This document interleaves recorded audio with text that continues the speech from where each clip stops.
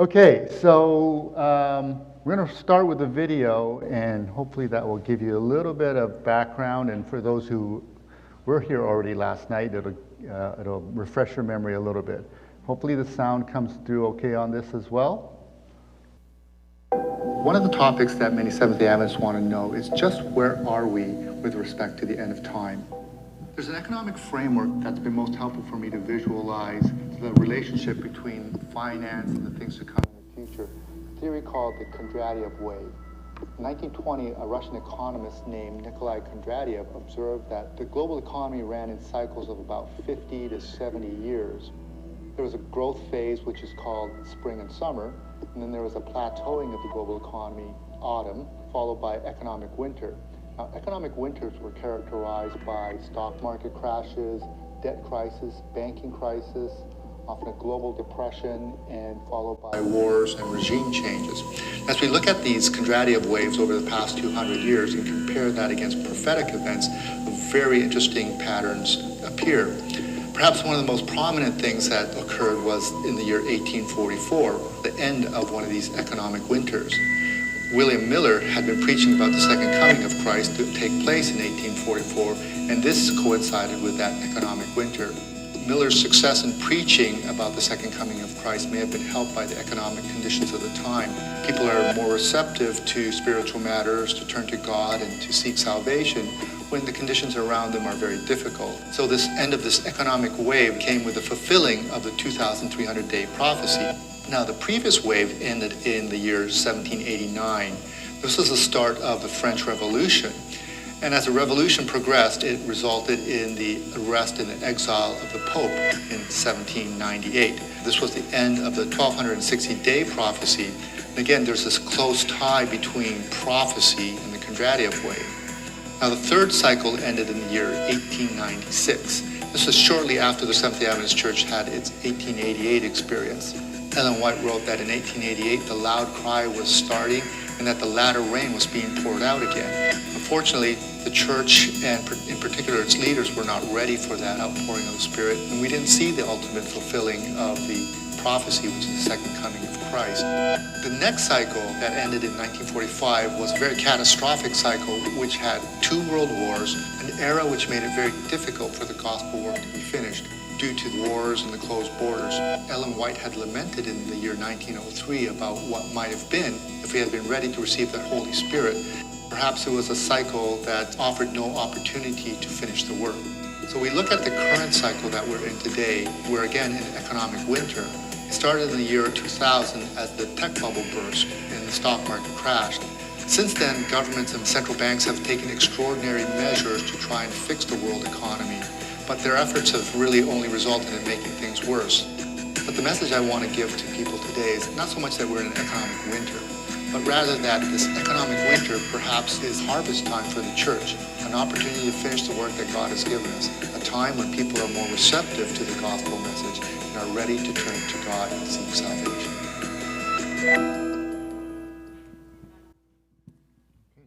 All right, so I hope that was a good review of what we talked about last night, and for those of you who weren't here last night, I hope that at least gives you a little bit of background into what we're talking about here today. So, here we go. Okay. So this is the Chondrative wave, and as I mentioned last night, these are economic cycles that different economists have been studying. It's not my chart. I didn't invent it or anything like that. But you can appreciate that, being a Seventh-day Adventist, this has a lot of meaning for us, right? Because of our understanding of prophecy. And as I mentioned yesterday, I do not intend, and I'm not trying to change anything of our traditional view on prophecy, right? If I do that, then I'm offside here, right? I'm trying to reinforce what we believe in and trying to add a little bit more structure and detail as we go through, particularly since 1844, that was the end of the time prophecies, and we're still looking for some other prophecies to happen, but what has come in since 1844 to where we are today and trying to better understand that. And yesterday we went and talked through some of the history of what we saw in this Chondrative wave and prophecies and how those were fulfilled. And understanding how prophecy is fulfilled helps us have more confidence in the future prophecies, right? So, and then, we looked at it and we sort of talked about past, and we're going to talk during the worship hour, we're going to talk a little bit more about, specifically about this last cycle, right? This, what I call the Laodicean era.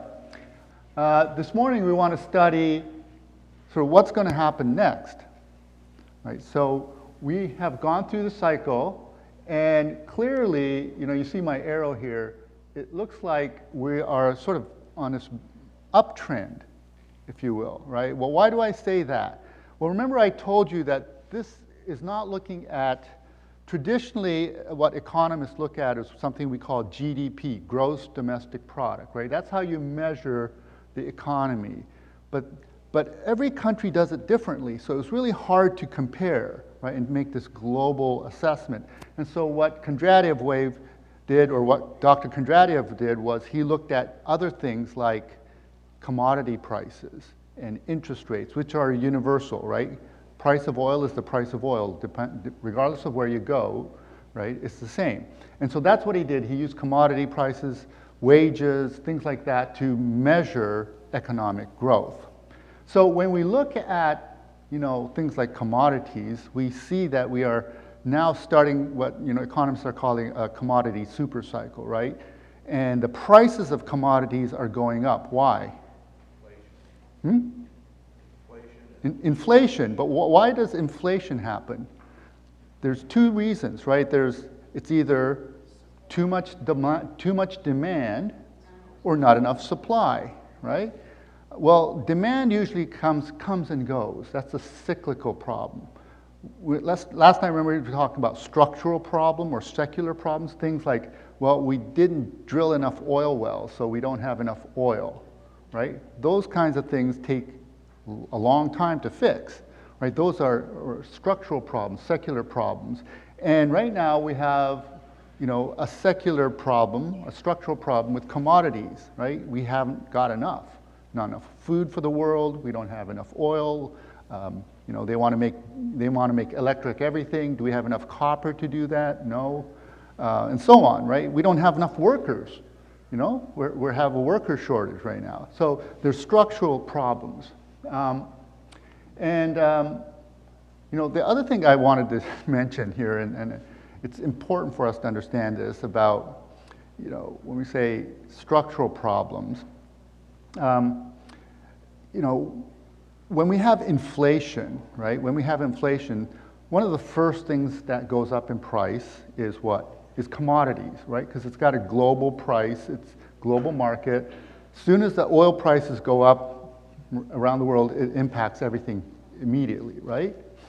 And prices of energy, all kinds of things that are market-driven go up. What is the last thing that goes up when inflation happens?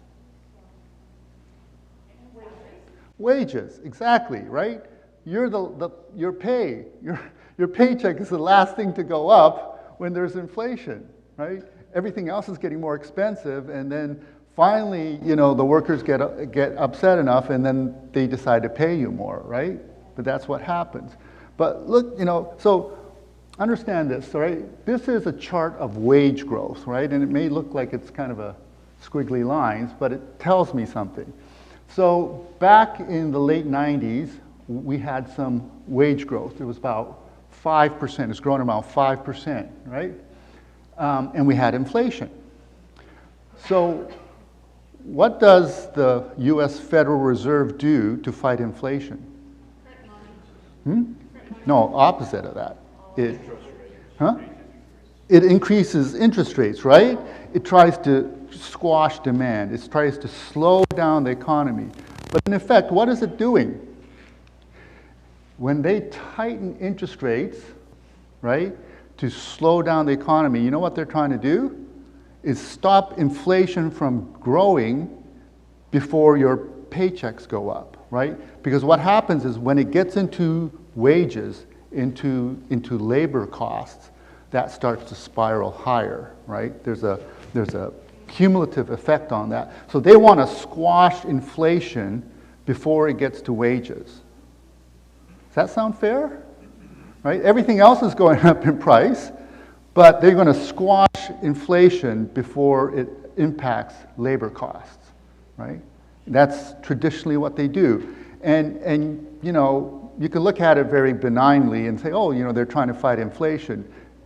But you can look at it more specifically and say what they're trying to do is make sure that your pay doesn't go up so that exactly their profits don't go down, right? Because that has a long-term impact on companies. And so the Federal Reserve is not interested in your pay. They're interested in making sure that the profits of the companies that, you know, the banks serve are maintained, right? So in the late 90s, wage growth was going up. What happened? They raise interest rates and slam inflation down. And what happens to wage growth? It goes down, right? And then in 2005, 2006, what happened? Well, wages started to rise again. Oh, no, we can't have that, right? Because we can't have inflation. And so they raise interest rates. And then 2016, 2017, same thing. And then right now, little problem, right? They had a problem because they printed too much money during the pandemic, and that created this huge demand surge. And then a whole bunch of people stopped working, and then so labor costs got out of control. But you know, the government is trying to control natural market that they probably ought not to be doing. So that's the problem here, is that they're sort of meddling in things that they're not really good, or they don't have the tools to do that, right? So they raise interest rates, but does that help you pump more oil? No. Does it help you grow more wheat? No, right? So they're using tools that are not that effective on specific problems that we have today. So I just wanted to sort of give that little bit of background. And you know, this is a very sad thing, right? This is back in 2000, I think it was from 2017. I don't think it's gotten any better, right? 78% of Americans with full-time jobs live paycheck to paycheck, right? But if you look at sort of the background, which I just showed you, you can understand that prices keep going up, our wages don't keep up with it, and so we're always falling further and further behind, right? And the system is sort of set up that way to make sure that profits of companies remain healthy and your stock market is going up, but the individual workers are always under pressure, right? And that's what happens. It's all about power and control and getting our money. Yeah, it is. It is, yeah. Absolutely. So, so that's the state that we're in today, right? Everybody feels the pressure of rising prices, gasoline, food, you know, tuition for kids who are, you know, if you're in church school, like it's tough, and our wages aren't really keeping up. But if you go back to this Chondrative wave, you know, so we should be sort of going on an uptrend. Our wages should be growing. Our, you know, costs are going up, but you know, government is sort of incented to not let that happen, right? And that's where the problem comes in, is that there's this tension between, you know, what the government wants and companies, corporations want, and what we need in terms of the cost of things and wages and so on. But as I look back and say, okay, well, you know, we see this, and every time these cycles end, you know, we saw major prophetic events happen, right? So, but sometimes it takes time for things to develop. So we sort of bottomed in 2020, and I've been talking about this for at least a decade now. And it was interesting when 2020 happened. I was like, what's going to happen? And then, you know, the pandemic hit, and the whole world was sort of upside down, and it was kind of surreal to watch all of this happening in real time. But if we go back into the first cycle there in 1789 through the French Revolution, it sort of gives us a better understanding historically of how these things sort of progress, right? So during the French Revolution, well, we started in 1789, but it took almost over a decade for the French Revolution to sort of resolve itself. And we can go through that just a little bit. But what we had during the French Revolution is something what we would call today stagflation, right? What does stagflation mean? Well, stagflation means that meaning stagnant, the economy isn't growing, right? It's stagnant, right? That's the stag part. What's the flation part? Inflation, right? Costs were going up. And so we talked about this yesterday, peasants were not happy because they were starving, right? The cost of food, the cost of everything was going up, and they couldn't feed themselves, but the economy wasn't growing either, right? And even the royalty at that time, King Louis the 16th, they were actually broke. They had to go to the National Assembly and ask for money because of their lavish lifestyle and everything, they were broke, right? So the king was broke and people were starving. The queen is saying, well, let them. Yeah. Okay, so this is what happened. And so, I won't go through this in detail, but this is sort of a timeline of what happened in the French Revolution, right? This Edict of Versailles, it was really sort of catering to special interest groups at that time. And then they had the riots in Grenoble. And then in 1789, that's when the French Revolution officially started. They created National Assembly. There were food riots. They stormed the Bastille to get weapons and so on. And then in 1791, they arrested the royal family. There were food riots in 1792, and then they started to create all these different groups, right? They had this group called the Jacobins, and they went out and massacred a whole bunch of people who were against them, right? I mean, we talk about cancel culture today. Cancel culture during French Revolution meant something completely different, right? They really canceled you.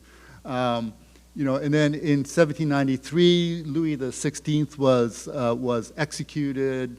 And then there was this new committee called the Committee of Public Safety, but I don't think anybody felt any safer because of the Committee of Public Safety, because what they did was they went around and executed people. So that was their idea of public safety, right? And then there was the group called the Jacobins were then executed by the Committee of Safety, which, again, it's crazy. And then a new group came along, and they were called the Directory, and the Directory appointed Napoleon, Napoleon Bonaparte, as general of the French army. And but then Napoleon didn't like the Directory, and he was planning a coup d'etat against the Directory. And eventually, in 1799, Napoleon takes power over the Directory and takes power over the country, and that's sort of how the French Revolution ended. But you can see that it took a decade, right, for this uprising and all the changes to happen before it finally ended up in this change in power. And you can see sort of the similar kinds of things happening today where there's, we don't have food riots today, but we certainly have a lot of protests, right? Well, we do have food riots if you go to places like Sri Lanka, or Bangladesh. They are actually having food riots. But, we're having protests in Europe and different places, the farmers, we talked about them. But there's a lot of problems, there's a lot of pressure right now. And as we think about where we are today, we talked about this, we started back in the late, 2018, 2019, we had a trade war going, right, with China because of their unfair trade practices. And then we had these supply chain disruptions. And then what happened then? Well, then we had the COVID-19 lockdowns. central banks come in, they print $14 trillion to fix the problem, which really just made the problem worse. And then, we had all kinds of social unrest, right? You remember, the protest marches, Black Lives Matter, and all those kinds of things that were happening. And then we had the economic reopening because of the vaccine. And so, it's this wild roller coaster ride that we've been on, right? And because of that, we've had this tremendous amount of inflation starting. So I'm not going to go into all the details. And of course, the Ukraine crisis is happening. And so last night we looked at this prophecy in Revelation talking about out of control inflation, right? We see that that's starting to happen today. Now, but this is Sabbath school, right? So we want to do a little bit of a Bible study. So I give you that as a little bit of a background, and we're going to study, and I hope you brought your Bibles, so we're going to study Revelation 17. So if you have your Bibles, let's go to Revelation 17. Right? And I'm sorry that this is pretty hard to read, maybe, but... So when we look at prophecy, we have to understand that they come in layers, right? So last night we said, the basic timeline for prophecy that we understand is Daniel 2, right? The image of Daniel 2. Head of gold, chest of silver, bronze, so on, right? Everybody knows Daniel 2. And all the other prophecies sort of layer on top of that. It adds more detail to that timeline, right? But it doesn't really change that timeline. And we need to maintain that same timeline as we look at different prophecies. And that's very important for us to make sure that we're staying true to those timelines, okay? So all the different prophecies I've listed here just sort of adds to the details of that time, of that Daniel 2 timeline. As we get to the bottom, right, we see about the fall of Babylon, and that's shown in Revelation 17 and 18. Revelation 17, how many of you studied Revelation 17 before? Right? Is it an easy chapter? No, it's not. And even our scholars, we have different viewpoints about Revelation 17 and what it means. And it's a very difficult chapter to understand. But let's go to it, and if you haven't read it recently, you'll understand why Revelation 17 is such a difficult chapter, right? So let's read here. Okay, so the backdrop is that John is in a vision, and this angel comes, and he's showing him this vision. The angel carried me away in the spirit into a wilderness, where I saw a woman sitting on a scarlet beast that was covered with blasphemous names. I'm reading from verse 3.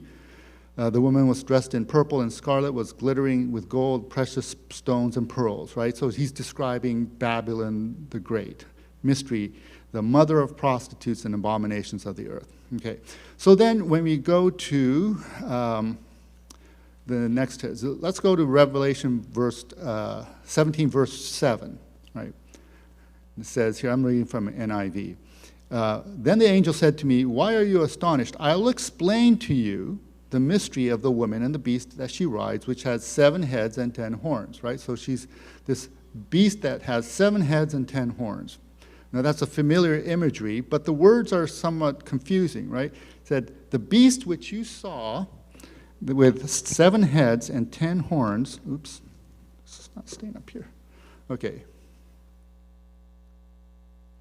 Right? "The beast you saw was and is not and will ascend out of the bottomless pit and go into perdition, the beast that was and is not and yet is."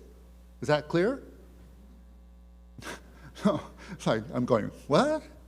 Was, is not, and then is, and then, okay, so it's very confusing, right? It's very, very confusing. So we're going to break this down so we can understand exactly what the angel was trying to explain to John. All right, so as I said before, the timelines of Revelation and the book of Daniel are all in sync, right? They all work together. and to provide more detail. And as we look at, Daniel 2, Daniel 7, Daniel 8 and 9, Daniel 11, Revelation 6, 8, 9, Revelation 13, and Revelation 13, they all follow the same timeline, right? And it's important for us to understand that. So when we get to Revelation 17, now I know some scholars sort of change and say, well, this is means something else. But I think we should stick to the same time frame, right? Same timeline, because the Bible has very meticulously followed this timeline across. And so I believe that we're still using the same timeline in Revelation 17 as we have been through the rest of the Bible. Does that make sense? Right? Okay, so, and then we go to, towards the end, let's find out who are the players, who are the participants in this prophecy, okay? So we saw that there was this woman riding the scarlet beast, right? Babylon the Great. She was already identified. But who are some of these other characters in this prophecy? All right, so it says, in verse 12, it says, the 10 horns which you saw, if you go to verse 12, the 10 horns which you saw are 10 kings who have not received kingdom as yet. So who we got? We have 10 kings, right? We have 10 kings. And then if we go to verse 16 there, it says, the beast and the 10 horns you saw will hate the whore, or hate the harlot, and make her desolate, right? So now we've got the 10 horns, now we have the beast, right? It says the beast, and they will hate the harlot and make her desolate. Okay? For God has put it in their hearts to fulfill his promise to be of one mind, to give their kingdom to the beast, right? So the beast and the 10 kings are different, right? The beast is not the 10 kings are not the beast. And the harlot is not the 10 kings, nor is it the beast, right? They're different characters. Is that right? Is that clear? Okay, so those are the 10 characters. Those are the main characters in this. Right, so we need to better understand sort of how these interact now. Okay, so then let's go back and go back to verse. Let's see here, verse 9. Okay, verse 9. So it says, "For this calls for a mind with wisdom. The 7 heads are 7 hills on which the woman sits. They are also 7 kings. 5 have fallen, 1 is, other is yet to come." Right? So 5 kingdoms have fallen, 1 is, and 1 is yet to come. So the angel is looking at a specific kingdom, right? Specific point in time, specific kingdom. So he says 5 are fallen. Which 5? Well, we know that there are 5 that have already fallen, right? Which is Babylon, Medo-Persia, Greece, Rome, and then the 5th one would be what? The papacy, right? Because we saw the 1260-day prophecy ended when? We saw it in French Revolution, right? When the Pope was arrested. So 5 have fallen. That would be 1, 2, 3, 4, 5. And then it says 1 is. Well, who followed, what kingdom, if you will, followed after the fall of the papacy? And that's the big question, right? And that's where I think some folks get confused. So, and it says that they will ascend out of the bottomless pit, right? That's what in verse, the prophecy says. It says, the beast which you saw was not and yet will come out of the abyss, or out of the bottomless pit. Well, where else have we seen this bottomless pit before? Right? Well, if we go to Revelation 11, we see this same creature coming up, right? It says in Revelation 11:3, if you want to turn there, I will give my part to the 2 witnesses, and they will prophesy 1,260 days, clothed in sackcloth. And when they finish their testimony, the beast that ascends out of the bottomless pit will make war against them and overcome them and kill them. Right? So are we talking something about something that we've just been talking about, with 1260-day prophecy, right? What is this talking about? The French Revolution, right? So it's at the end of the 1260-day prophecy, my two witnesses, that was the New and the Old Testament, will prophesy, right? But then the beast that comes out of the bottomless pit will make war against them and overcome them and kill them, right? What was he talking about? Well, he was talking about all of the ideas that came during the French Revolution, right? You know, secular humanism, atheism, communism, evolutionism, all of that stuff came out during the time of the French Revolution, right? Why did that happen? Because people were tired of the church, right? Of the papacy just oppressing them all the time. And they were revolting, and so they were revolting against the king because they were hungry and they didn't have food, but they were also revolting against the church because they were tired of being oppressed by the church, right? And so they came up with all these other ideas that said, well, we don't need God, and we could be, you know, we could be better humans on our own without the need for God, right? And that's why the Bible warns us about the 1260 days 7 times in the Bible. 7 times it talks about the 1260-day prophecy, right? Because it was such a game changer.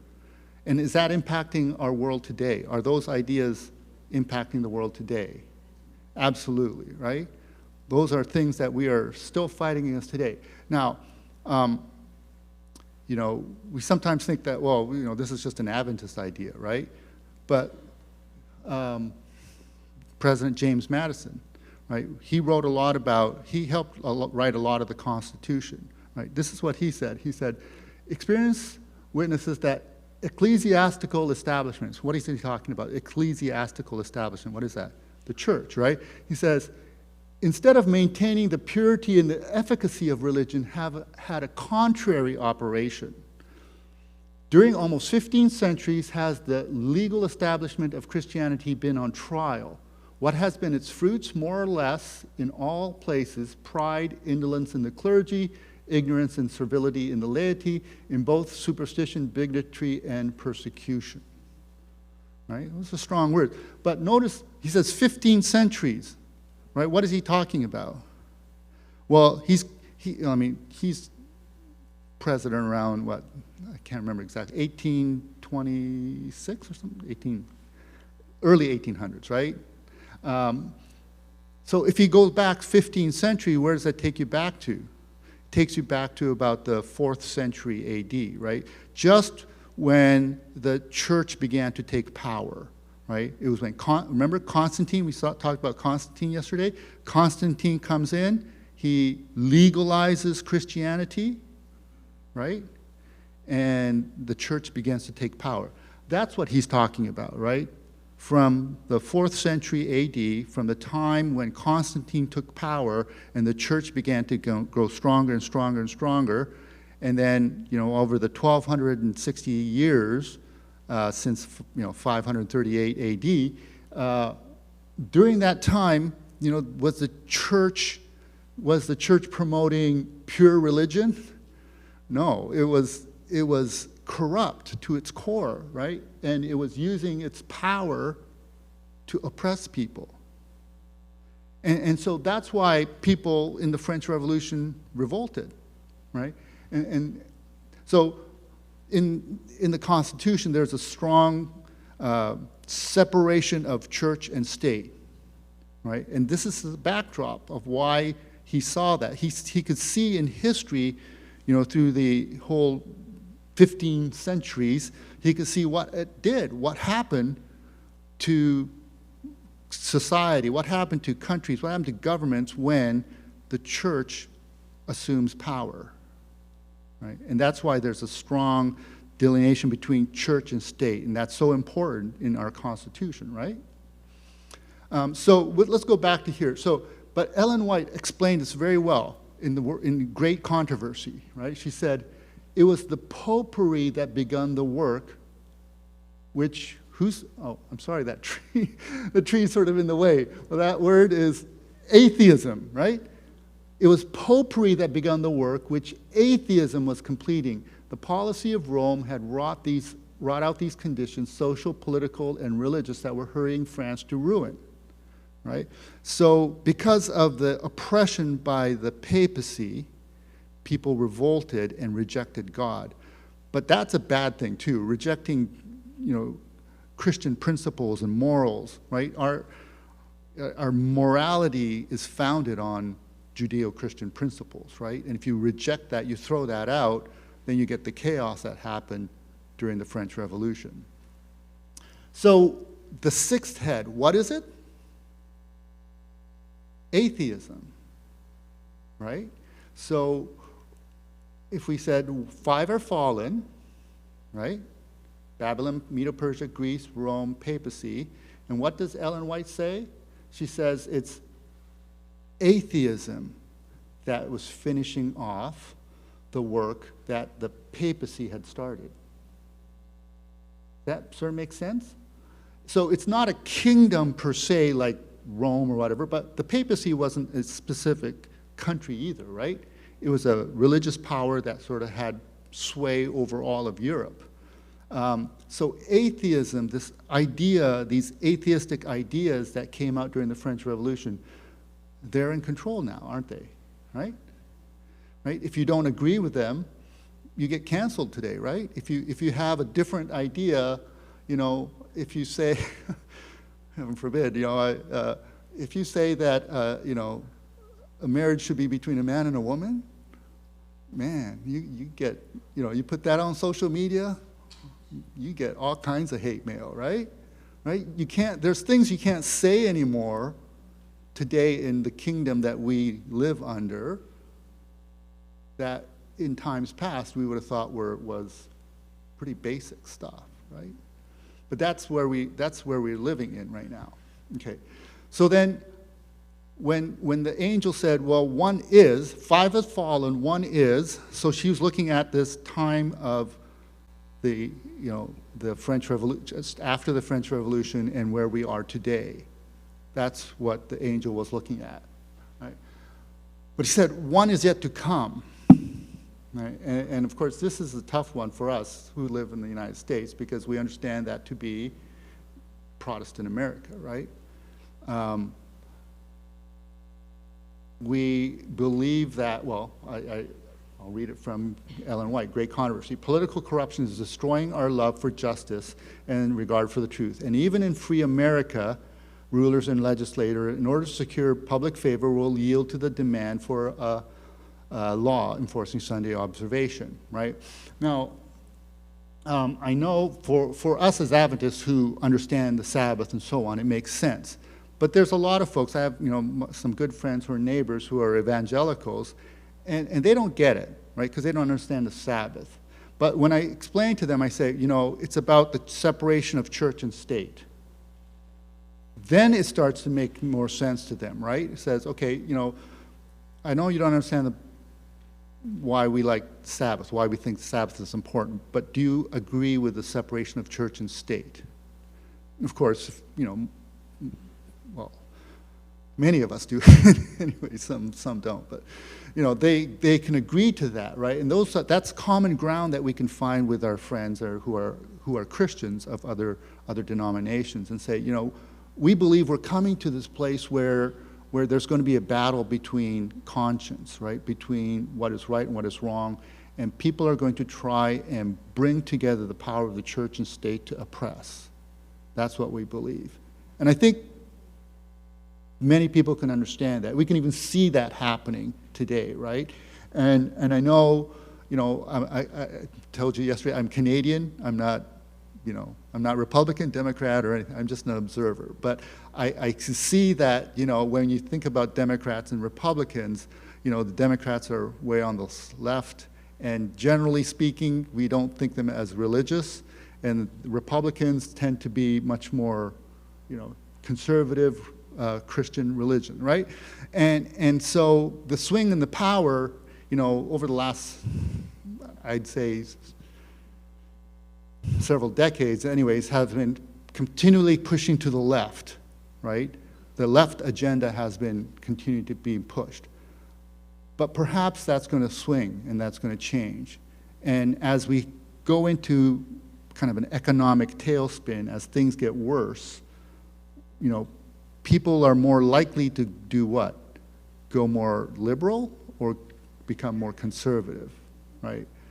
And that's what we think. So, you know, 5 are fallen. One is we're living under this regime of atheism and these humanistic ideas. One is yet to come, which is this more conservative Christian viewpoint. But the problem there is not that we don't believe in the Christian viewpoint, is that when you combine church and state, bad things happen. Okay? And then it says, and then there's a, you know,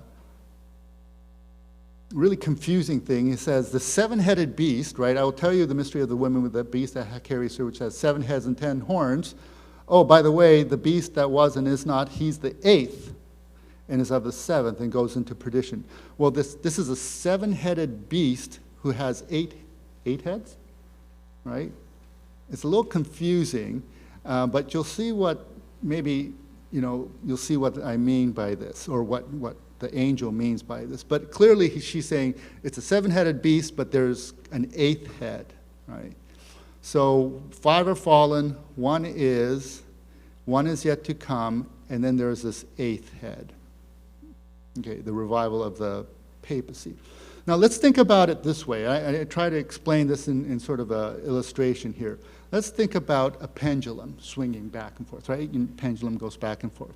All right. And let's think about God's people over the centuries and how they were influenced by governments that were around them, right? And so, you know, Israel, they were following God, but then they backslid, and then they were captured by Babylon, right? So they were taken to Babylon, and so the pendulum swings. And what kind of country was Babylon?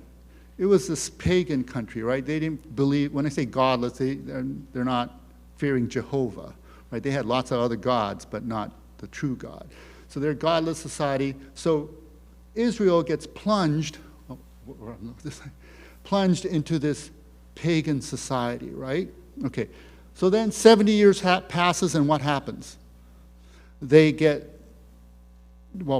gets taken over by Medo-Persia, right? So Medo-Persia, what happened during Medo-Persia? So pendulum swings over here. Medo-Persia did what? They allowed the Israelites to go back to rebuild the temple, right? And restart their, you know, temple services and so on. And so went back to this more God-fearing religious side. But did they stop there? No. So what happened in Israel was during that time, right, we had the growth of different sects like the Pharisees and the Sadducees and the Zealots, all of these very super conservative groups, and they came in and, you know, they made so many more laws and you know, forced people to observe them because they thought that by observing all these laws they could appease God so that they wouldn't get sent into captivity again, right?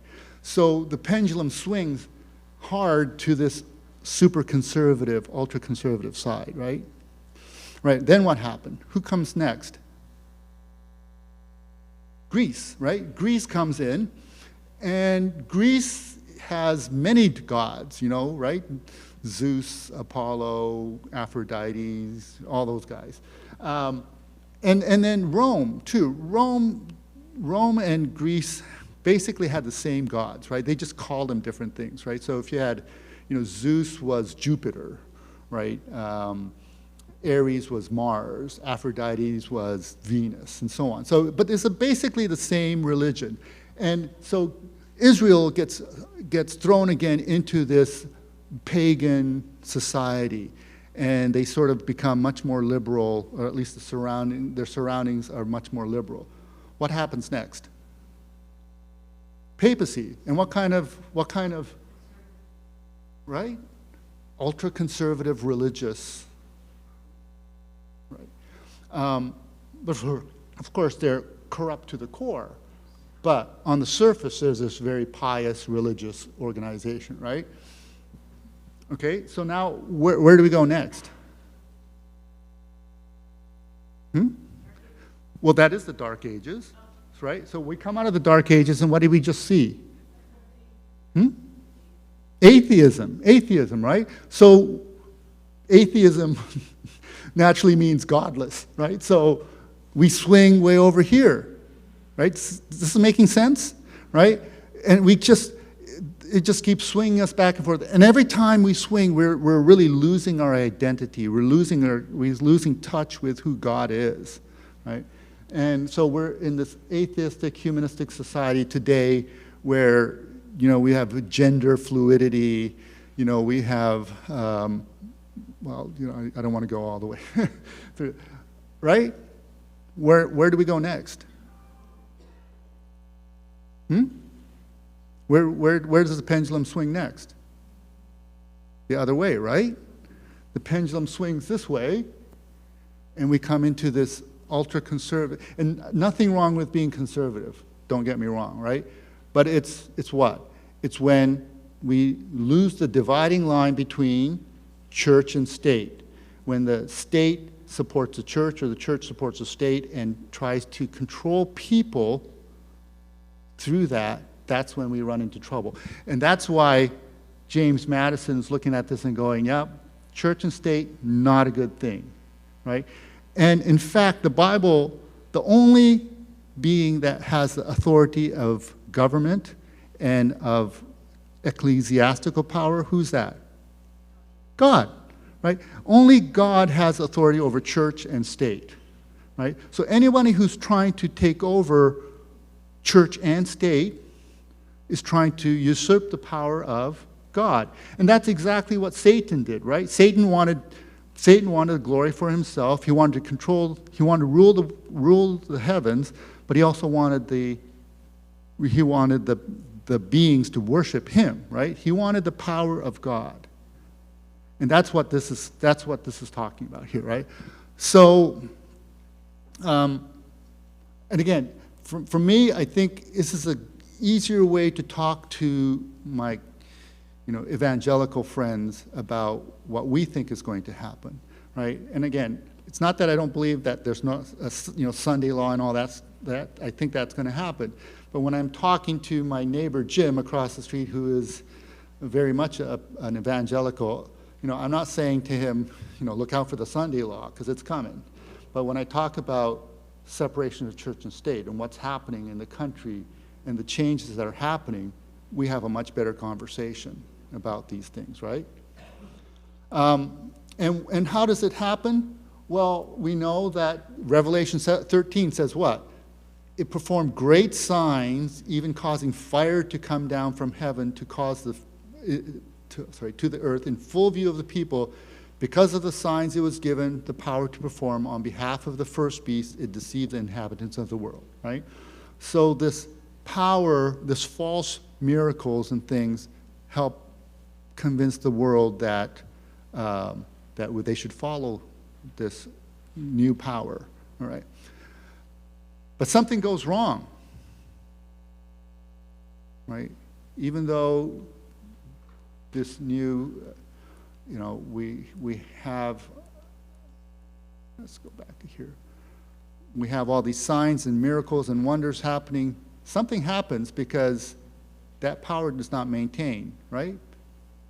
And it says that there's one more power that comes into play, this eighth head, the seven-headed beast with the eighth head. But why is it the eighth head? Because the eighth head is actually the same as the fifth one, right?